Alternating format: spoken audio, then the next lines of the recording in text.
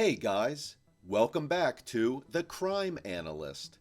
If you are new to the channel, be sure to subscribe to the channel and turn on post notifications by hitting the bell so you never miss any of our uploads. And so now, without further ado, let's begin with today's video. Pablo Escobar lived as one of the most notorious criminals in the world. Even after his death, he still passes as a champion to some. Whether you are awed by Pablo Escobar or not, this video is about the woman who was by his side throughout those years. Maria Victoria Henao was born in Palmyra, Colombia. In 1961, she met her future husband, Pablo Escobar, at a very young age. Maria Victoria Henao met Pablo Escobar when she was only 12 years old and married him when she was just about 15. Although he was 11 years her senior, she says she was smitten by the criminal mastermind. According to Henao, her future husband worked hard to seduce her. He gave her gifts like a yellow bicycle and serenaded her with romantic poems. However, her parents disapproved of the couple's relationship from the beginning, since they distrusted Escobar. She said, "I met Pablo when I was just 12 years old and he was 23. He was the first and only love of my life. I married him in the church, believing that marriage vows are to be honored. I was raised in a male chauvinist culture in which women were taught to follow their husbands without questions. I grew up being molded by Pablo to be his wife and the mother of his children, not to ask questions or challenge his choices, to look the other way." It's difficult to understand Henao's love for Pablo Escobar despite his horrifying behavior. In her book, she recalls how Escobar took her virginity and got her pregnant when she was only 14, then forced her to have an abortion. She was too young and inexperienced to realize what was happening to her, but Escobar completely understood and quickly took his future wife to a back alley abortion clinic. There, a woman lied about the procedure and said that it was something that would help prevent future pregnancies. She also remembers how painful it was to hear about his affairs, which he did little to conceal.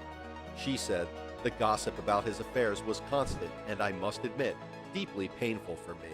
I remember I used to cry all night, waiting for dawn to come." To meet with his lovers, Pablo had the nerve to build an apartment camouflaged behind the stables, very close to the main house. He also built several cabins in more remote areas, which they used to escape to, even when we were there. When Narcos was released, Tata Escobar appeared in a unique space of women in the series.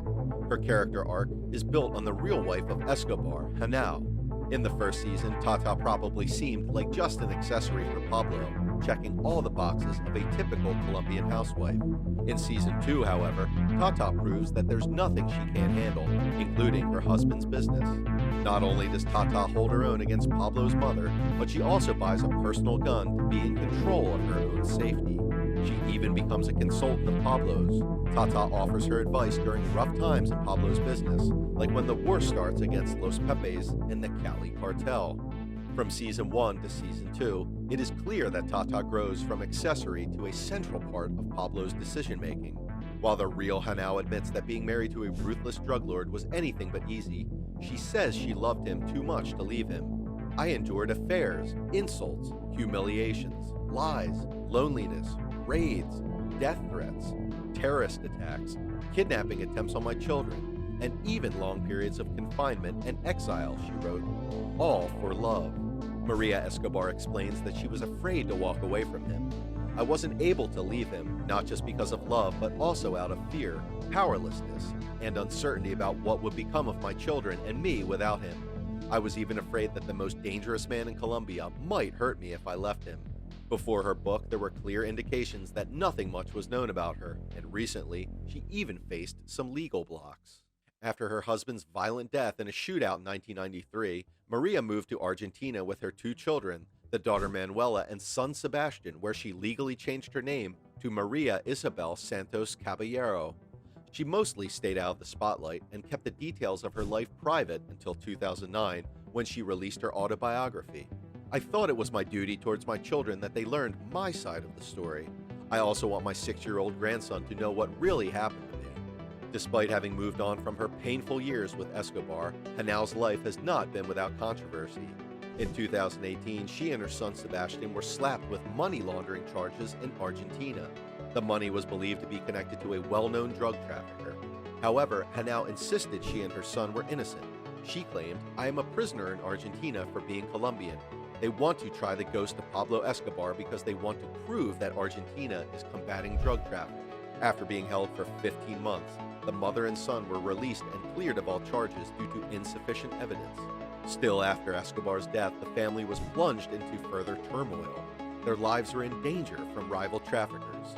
Maria and her 2 children fled the country and traveled for a year before being granted asylum in Argentina. The Washington Post claims that her son eventually changed his name to Sebastian Marroquin. He and his sister both lived in Buenos Aires as of 2009. His sister is believed to be living under an alias as well, according to El Tiempo. Perhaps that is why Escobar's wife is named Tata on Narcos, out of respect for Maria and her 2 children. By the time Maria Victoria Henao married Pablo Escobar, her husband had moved on from the petty crimes of his youth. He was in the early stages of building his drug empire, and about a decade later, he was responsible for 80% of all cocaine sent to the U.S. as the kingpin of the Medellin cartel. Meanwhile, Henao stood silently by his side. "I grew up being molded by Pablo to be his wife and the mother of his children." For the first few years of their marriage, Henao claims that her husband didn't tell her what he did for a living, but of course, soon realized that he was away for long periods of time on business and that he was quickly raking in a suspiciously large sum of money. Initially, Henao tried to look the other way and simply enjoy her husband's newfound wealth. In public, Pablo Escobar's wife luxuriated in the high life, enjoying private jets, fashion shows, and world-famous artwork. In private, however, she was pained by her husband's involvement in a brutal world of crime, and she was especially tortured by his affairs. As their family grew, Escobar slept with countless other women, where at one point during his marriage to Henao, he built his own bachelor pad at their house so he could meet his mistresses right under his wife's nose. Escobar's crime stretched far beyond infidelity.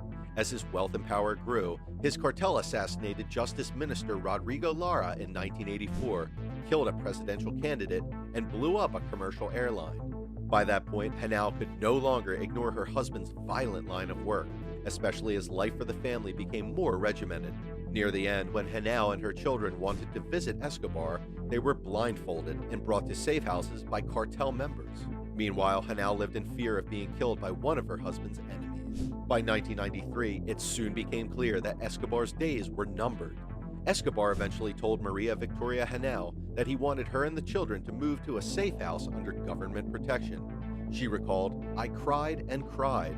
This was the most difficult thing I'd ever had to do, leaving the love of my life right when the world was coming down on him." That's all for today's video. If you enjoyed the video, don't forget to like and share the video with your friends. You can also subscribe and ring the notifications bell to stay updated. Until next time, have a great day.